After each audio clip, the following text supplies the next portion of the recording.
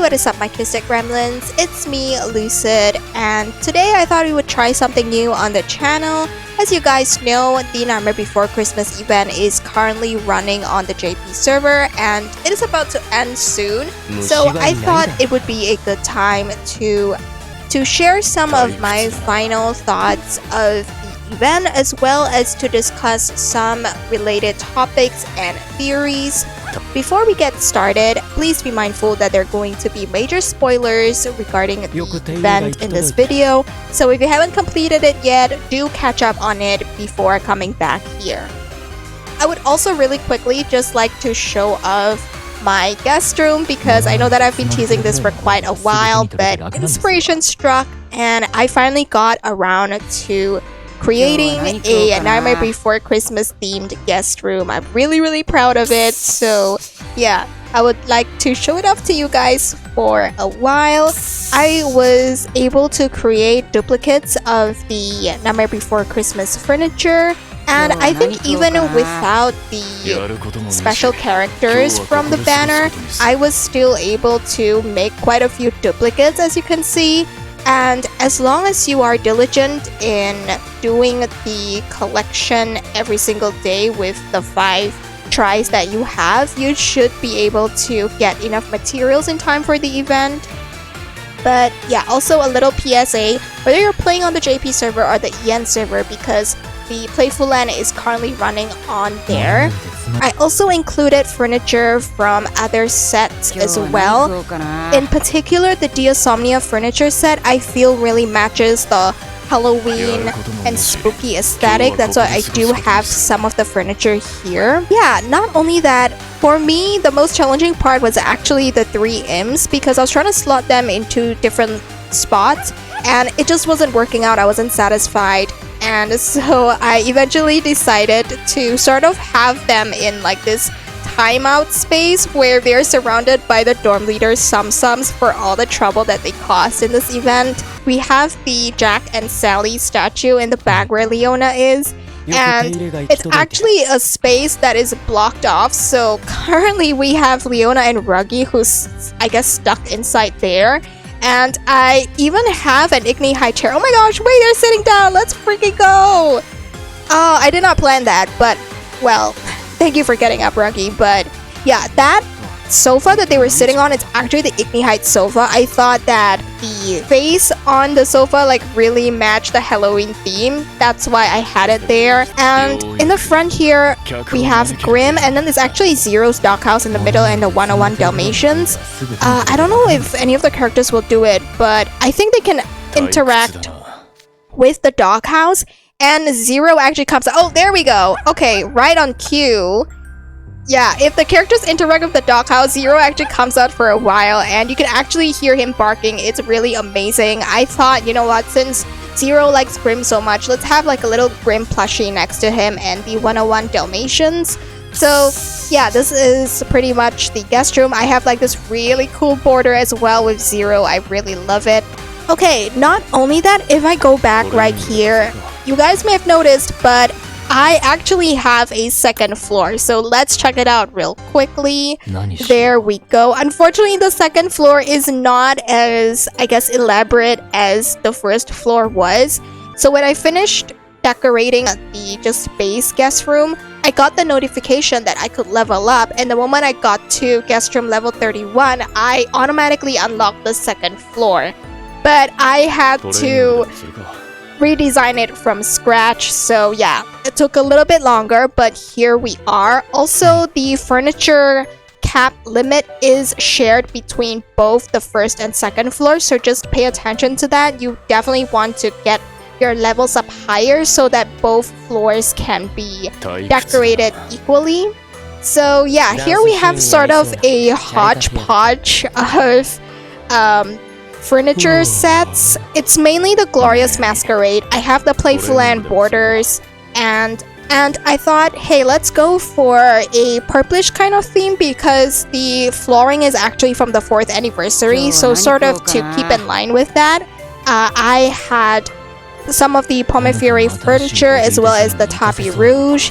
And since I wanted the room to still have a Halloween theme, of course we had to have the Frollo as well as Honest John and Gideon statues right in the middle. I actually really like the way it turned out, even though I had a furniture limit. And then I have the Gloria's Masquerade outfits all throughout the room just to sort of give the illusion that there are people there, and it's supposed to be like a banquet for socializing and stuff like that. Overall, even though the second floor is not as decorated as the first floor, I'm pretty happy with how it turned out. Alright, with that being said, let's get right into my final thoughts of the event. So, I hope I wasn't the only one. When I was doing the event, I was like, wait, Oogie Boogie is not in this Halloween event? What? And then you get to the end, and there's like this little teaser with the end ... question mark, and then you're like, huh? What? Oh, like that was literally my reaction, because yes, to address the elephant in the room, Oogie Boogie was unfortunately not in the Halloween event. Instead, we got hints of a future Nightmare Before Christmas sequel, and again, this is just my assumption, but looking at all of the snow piling up on Spiral Hill as well as the jingle bells, it could be a Christmas event or even a direct sequel, be next year's Halloween event instead. And if that's the case, then that sequel will probably include the other half of the students that were not involved this time round. And I'm not too sure if Scully will make an appearance again, or because most likely if Oogie Boogie is going to make an appearance this time around and be the main villain, what if we actually get a twistified version of Oogie Boogie instead as the new character for next year's Halloween event? And in this case, instead of Scully working against Jack Skellington, we could have the twistified version of Oogie Boogie working alongside him to sort of sabotage Jack Skellington's plans, because I would assume the twisted version of Oogie Boogie would not like Jack Skellington very much. Not only that, just looking at the characters who could possibly be involved in this sequel, I definitely am looking forward to both of the Jacks interacting with each other, our own Jack Hal and Jack Skellington. Also, now that I'm saying that out loud, Ace and Deuce, I don't think I've ever been in the same Halloween event before, and because all of the dorm leaders already have an SSR Halloween card, I guess, starting from next year, they're gonna switch things up, so it's, really random. Yeah, looking back, not including Oogie Boogie in this current event was the right move, so that he gets an entire sequel, an entire event to shine as the main villain. Yeah, I was really afraid that they would just include Oogie Boogie for the sake of doing that, and have him in a couple of chapters and then be done and over with, and that would be such a huge disservice to his character. So having him the sequel is definitely the right move. Now, unfortunately, I have to say the climax in this event was very disappointing. And I mentioned this before, but chapter 4 was very short. It only had 13 sub-chapters, and I would not have had a problem with that if the chapters actually had content. But in this case, chapter 4 in its entirety was just lacking substance to justify its short length. And basically, what happened was we had the NRC students getting split up into 3 groups to fight against the 3 imps. And you end off chapter 4 with Sebek meeting up with Zero, and both of them embark on this journey to go and locate where Scully and the hostages are. I must say that chapter 5 does start off on a high note, because Sebek manages to locate Scully and they have this one-on-one confrontation, and it's very interesting to see because Sebek and Scully are very similar in so many ways. Not only do they have such strong ideals, they also have someone that they really look up to, with Sebek and Melius, Scully and Jack Skellington. Not only that, both of them are first-year students who already have their unique magic, but both of them are not too experienced with it yet as compared to the second and the third years. So this was definitely an interesting fight. It was very hype, I'm not gonna lie, going through it the first time round. And if we ever get a Twisted Wonderland anime, if they ever decide to let it out of the dungeon, I genuinely hope that they animate the Halloween events as well, because this scene is so anime. Both of them fighting head to head, their power levels are almost the same. They have one shot at unleashing their unique magic, and if they fail, it means that the other person automatically wins. And they have this whole thing where it seems like Sebek came out on top, but then Scully manages to gather some of his magic and he's able to cast it on Sebek and turning him into a pumpkin. Now, in my opinion, I feel like they should have included this fight between Scully and Sebek in Chapter 4 and have Chapter 4 end on a cliffhanger the moment Scully is able to turn Sebek into a pumpkin. Not only would it have given it more substance, more chapters, but definitely make it so much more engaging and exciting and have people looking forward to Chapter 5 so much more. So after Scully barely manages to win against Sebek, Leona enters the fight, and I would not consider this a fair fight. In fact, I don't even think it's a fight to begin with. It's more of a one-sided confrontation because at this point, Scully is already practically drained of his magic.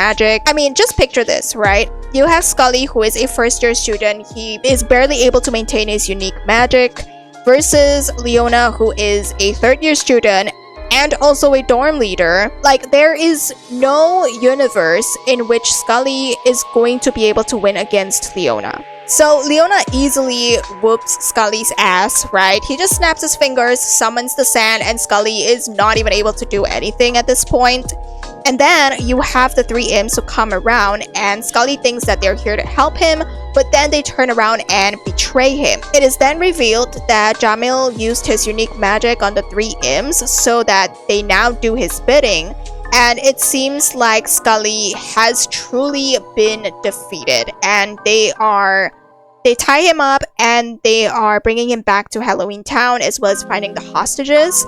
So they're taking Scully back to Halloween Town, and on the way back, all of the three SSRs are continuously ragging on him and just dogpiling him. And, you know, Scully finally had enough of it and he was able to gather up some more magic, I guess, you know, in a fit of desperation. He's able to break his restraints, and we start the, I guess, second phase fight with Scully. And Scully has this huge tantrum where he is in a crying fit, he is hysteric, and saying that out of all of the people here, he is the one who deserves to decide how they celebrate Halloween because he has the most passion for it and he wants to make it the best. And that the NRC students are sort of leading Jack Skellington astray, and, you know, he doesn't agree with that and all that stuff. He starts, I guess, spamming his magic. He is like yeeting his pumpkins at the three SSRs, and, you know, we start the second phase fight with him. So after we defeat Scully for a second time with pretty much no difficulty at all, Jack Skellington comes out, and apparently he overheard their entire argument, and instead of being angry at Scully, he instead praises him and is really impressed by his dedication and passion towards Halloween. And so because of that, and also, you know, some, I guess, pep talk from Sebek and Leona and Jamil, Scully suddenly has this change of heart and all is forgiven. It's all water under the bridge, and we all make up and head back to town together. Frankly, it is very, very disappointing. It is a huge letdown. They try to pad it out, especially in Chapter 4, by making you do lessons, but if you look past the lessons and just do the story in one whole, it's really not that interesting considering how good the pacing was in Chapter 1 to 3. And then you could tell once they got to Chapter 4 and the beginning of Chapter 5, the writers were really rushing to resolve this conflict so that they could get on with the conclusion. Now, I understand maybe, you know, if they didn't want to go the overplot route, right? Because maybe that's just a main story thing. Okay, fair enough. Alternatively, what they could have done was they could have made Scully awaken more of his unique magic, and they could have given him sort of this Pumpkin King form where Usually his unique magic, he's able to transform people into pumpkins, right? But in this powered up Pumpkin King form of his, he's actually able to transform the inanimate pumpkins that are all around the graveyard and all around Halloween Town into the pumpkin scarecrows that are the Halloween decorations. I'm sure you must have seen that, but it's also the it's also the scarecrow that Jack Skellington dresses up as, right?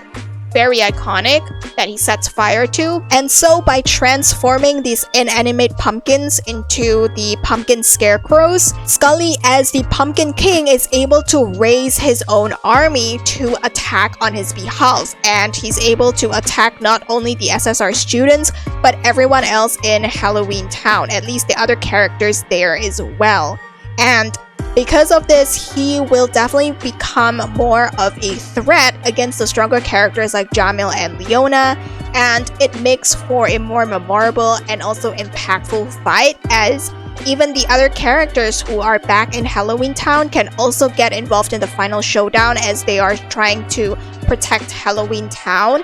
And yeah, it could be that I don't think Scully would have wanted to harm any of the Halloween Town villagers, but it's just that, you know, him in this Pumpkin King form, he isn't really able to control his powers, so it's sort of going a little bit haywire, right? It's kind of like an overplot, but not really. And I feel like they should have done something along these lines, considering that the climax is probably the most important part of the story, and it is the part to really showcase the special Halloween character, right? And they would be able to do Scully's character so much more justice by making him an actual threat to the stronger mages, instead of just portraying him as this overly sensitive and whiny brat, because at the end of the day, he was definitely not strong enough to beat Leona. Like, maybe, I don't even think he could have beat Jamil in his current state, let alone someone like Leona. And, you know, that just made for a very bland and predictable fight. Instead of, hey, you know what, let's give him a power-up, let's actually make him stronger and something different, something unique. Now, while the climax was definitely subpar, I want to say that the conclusion was actually pretty solid. And going into the event, I was initially worried that the Halloween song would not suit my music taste, like with Playful Land, because no offense, you know, nothing against any of the characters or voice actors, the Playful Land Halloween song was just not to my liking, and thankfully that was not the case here, because what we got was a super faithful remix of the iconic This Is Halloween song. And in fact, if you actually have it side by side to the original, it is almost a one-to-one exact replica. Of course, we got to hear the 3 SSRs singing, and this time around, the 4 SR characters also joined in the song as well. Unfortunately, because of copyright, most likely, once this event is over, we will not be able to replay this rhythmic song. And yeah, that also means that we won't be able to get a normal and a hard version of it, nor will we be able to get the extra rewards that we normally get from rhythmic events. You know, you can't actually play it in-game once this event is over, and you know, we're gonna have to wait until next year when this event reruns to be able to have a chance and play it again. Also, looking back, it was literally staring at us dead in the face, because I mentioned this already. Every time you summon one of the event banner characters, they would start out their lines by saying, "This is Halloween." And at first I thought that was just a cute little reference to the song, but little did I know that they would actually be performing it. And everyone did a really great job. I mean, listen, I knew from the start, okay? I always believed, I always had faith that Leona would have an amazing voice, and fingers crossed that in the future we get more of Leona singing. I know that he says he doesn't like it, but he has an amazing voice, alright? We need more of it. This is for the people, okay?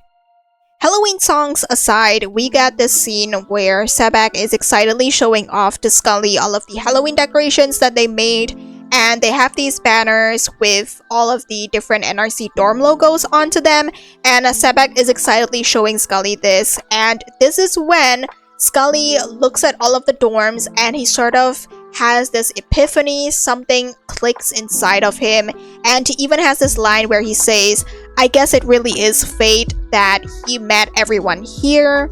It's meant to be a foreshadowing as well because, you know, the viewers would also start to put 2 and 2 together. And then after that, you get this bittersweet moment where we are about to leave and Scully is getting really emotional and sentimental and he's thanking everyone. And then Sebek's like, what are you waiting for, Scully? Let's go back. We'll see each other again once we're back in Twisted Wonderland. And it is at this moment that even Scully himself knows at this point that the moment they enter the portal, he is never going to see any of us again. But of course, this heartfelt moment has to be ruined by Leona of all people because he sees us yapping by the portal and he's like, you guys need to shut it, just go already. He shoves us all in, and of course, he's trying to be the cool guy and being the last one to leave. Everyone wakes up back in Twisted Wonderland with hazy memories, and even Malleus makes a note of this. He says that it's unnatural, that, you know, it happened to everyone and a part of their memories is missing. So Leona makes the executive decision to have everyone return back to school. And we happen to meet Crowry, who excitedly explains that he found a very rare picture of a NRC alumni who is also dubbed the King of Halloween. And he starts to show it off to everyone, and the camera pans over and it's revealed to be none other than Scully. And I am telling you, the chemistry between Sebek and Scully is definitely there, and I wish we would have gotten so many more moments of them interacting with each other, because Sebek sees Scully's portrait and he remarks that even though this is the first time he's seeing this person, for some reason he feels this closeness and bond to him. And then Leona, once again ruining the moment, he sees Scully's portrait and he's like, this guy looks so arrogant in the picture, but for some reason I can only remember a crying, whining child.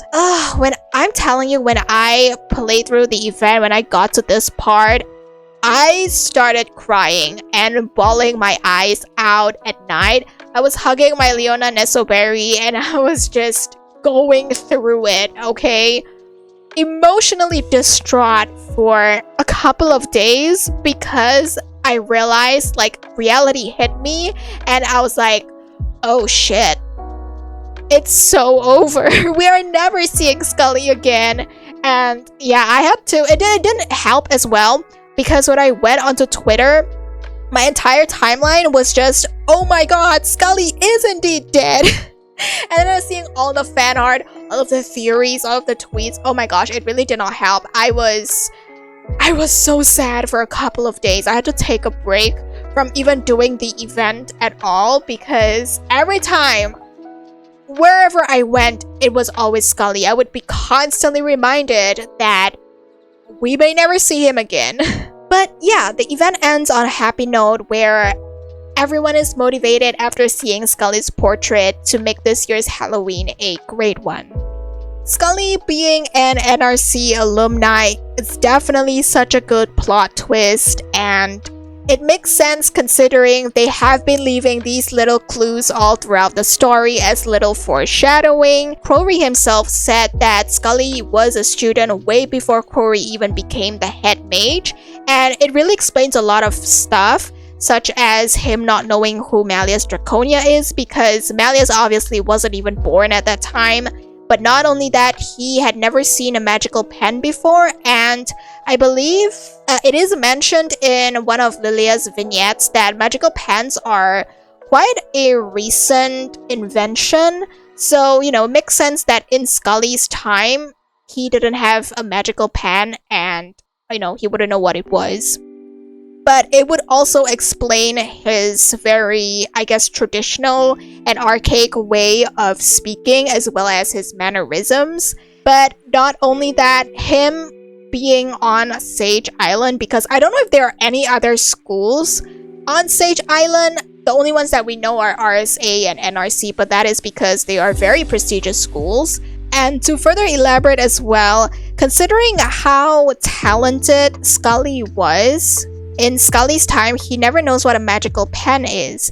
And a magical pen is basically to make it so that your blood accumulation is not as fast, and it allows like younger inexperienced mages to be able to cast out their magic better. The fact that Scully didn't have a magical pen and he was already so talented, like his unique magic in itself, it was pointed out by both Leona and Jamil that being able to actually transform something into someone into something else was already not an easy feat. And not only that, the fact that, he was able to use his magic for so long and he didn't even overblot, that just goes to show how much potential Scully had as a mage. Plus the fact that he wasn't even using a magic pen. So if he had a magic pen, I definitely wonder how much further he could have gone. Still doesn't excuse the fact that the climax is disappointing, but it's interesting to, think about it now that we know what we know. Now, I've had several days to really ponder and reflect on the event as a whole, and I've come up with a crack theory of sorts. Now, bear in mind, I am heavily overdosing on copium, but just hear me out, alright?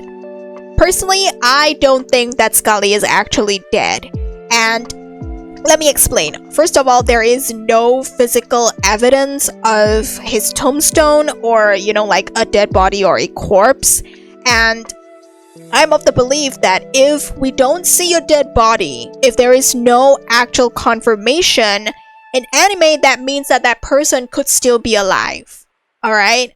And Crowry only says that Scully graduated from NRC, but he was also a very low-key, very private person, which is why there are rarely any photos of him, and his whereabouts are currently unknown. So for all we know, Scully could still be traveling to some remote area in Twisted Wonderland in the present day. It would also make sense that Crowry would be the only one to know that Scully is the king of Halloween, because I feel like that was sort of something that was passed on to him from a previous head mage. And it's very like NRC to, if you have an NRC alumni who was literally the one who created Halloween in Twisted Wonderland, I feel like that would be a bragging right that they would have against RSA especially. And so it would be like sort of this, I guess, secret or information that would only be privy to the head mages, and as the head mages get swapped out, this information would get passed down to them. But not only that, you might be wondering as well, okay, but Scully was a student like several centuries ago. How could he possibly be alive? And to that I say, never is it explicitly mentioned anywhere that Scully is even human to begin with. For all we know, he could be a long-lived species like the Fae, and it could also explain his pale skin tone. I think he's even paler than Malleus and Edea, which is saying something. And not only that, it is canon that he is even taller than Sebek, and I'm not sure because the sprites could be inaccurate, but I think he could be around the same height or even taller than Malleus as well.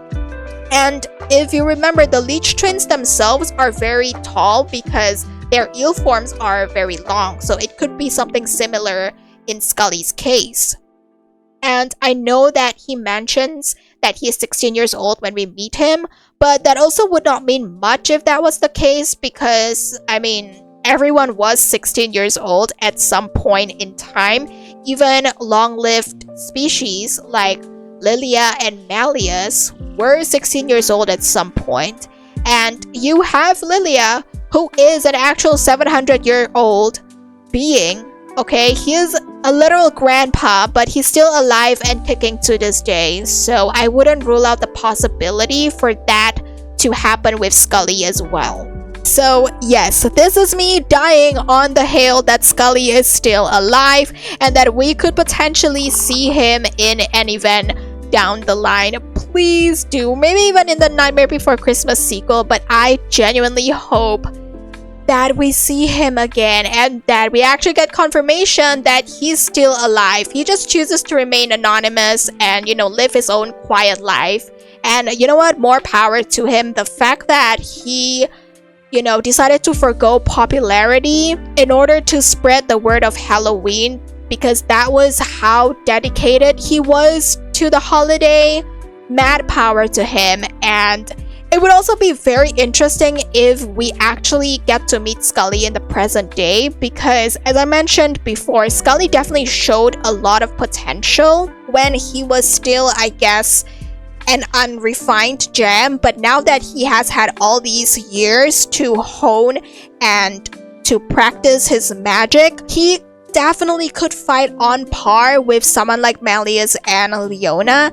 And at this point in time, he's basically finely polished gem, a diamond in the rough. It'd be great to have a full circle moment with him where he is definitely more mature in his thinking and in his behavior. I mean, he was already a gentleman to begin with, but you could tell that he was definitely still quite childish and, unable to really process and deal with his emotions that well in the event. But now, definitely, I feel like he would still be very shy, still be very affectionate, right? And blush over like the smallest little things, especially if you talk about Jack Skellington with him. But he would also have a more mature air to him, and definitely he would be more powerful. And it would also be very interesting to actually see him use his unique magic and to see just how much more experienced he is. Some other additional observations that I made as well is, speaking of long-lived species and Lilia coincidentally not being involved in his current event, considering his age and just how much he loved to travel in the past. I feel like he could have met Scully before during his travels, or at least heard of him. And if Lilia had been involved in the event, he would definitely have spoiled the twist reveal right at the beginning. So I think whether or not it was intentional or coincidental, it's definitely interesting that Lilia was not involved in this event. Not only that, it is pretty much a time paradox, as Scully, who came from the past, was inspired by the work of the NRC students from the future, and thus laying down the foundation of how people started celebrating Halloween in Twisted Wonderland after he started spreading the word of it when he returned to the past. And Scully even mentions this when we first meet him, that he happened to be at the book fair on Sage Island and he found the mysterious book as well. So when Grimm opened that same book in the present, Scully must have opened it at the same time in the past, and that is how everyone got transported to the same place, even though we came from different times. A little food for thought, but I find it interesting how there could be Disney characters like Jack Skellington who are relatively unknown in present-day Twisted Wonderland. And the Great Seven, they had so many followers and believers to the extent that their legacy still continues on to this day, and they are well known and beloved throughout the entire Twisted Wonderland. Because no one knew who Jack Skellington was, I don't really know about Stitch. I don't think anyone in Twisted Wonderland has heard about Stitch or Gantu. Oh, wait a minute. Because it's lost in the book. Do you get it? Oh my, it actually just occurred to me. It's called Lost in the Book for a reason, because literally those characters that appear in the book are lost to time. Nobody remembers who Jack Skellington is except for Scully and his village. And obviously Scully, even though he's been traveling the world, he's only been spreading the word about Halloween. He never mentioned his name or Jack Skellington's name. That's why none of the NRC students in the future even know who Jack Skellington is. That's why it's called Lost in the Book, because it's basically the only evidence left for forgotten Disney characters and villains. Oh my gosh, okay. That actually just occurred to me because I was trying to think of how to phrase it in a way that's easy to understand. And then the more I sort of was formulating it in my mind, like it suddenly just came to me and I was like, oh my god, that makes sense. That's why it's called Lost in the Book. Yeah, that would also make sense why this year's Halloween event was also a Lost in the Book. Technically, Jack Skellington is like a forgotten character in Twisted Wonderland. Meanwhile, the righteous judge in Glorious Masquerade, the kind fox and the gentle cat from Pinocchio, also still well known because guess what? Star sending ceremony is still a thing, so people obviously still remember them. Overall, I really enjoyed this event. It's just apart from the lackluster climax, everything else was great that it ultimately helped carry the event as a whole. I would say that Glorious Masquerade still beats out Nightmare Before Christmas by just a tiny bit because the plot actually managed to stay consistent throughout. Was there anything else you would have changed in the event? Were there things that you thought they could have done differently? What are your thoughts about the Nightmare Before sequel? And do you think Scully has already passed on or is he still alive? And, what are some of your favorite moments in the event? Comment down below. I would love to hear it. But yes, I think that is going to be it for this video. I hope that you guys enjoyed. And I'll see you guys next time. Peace.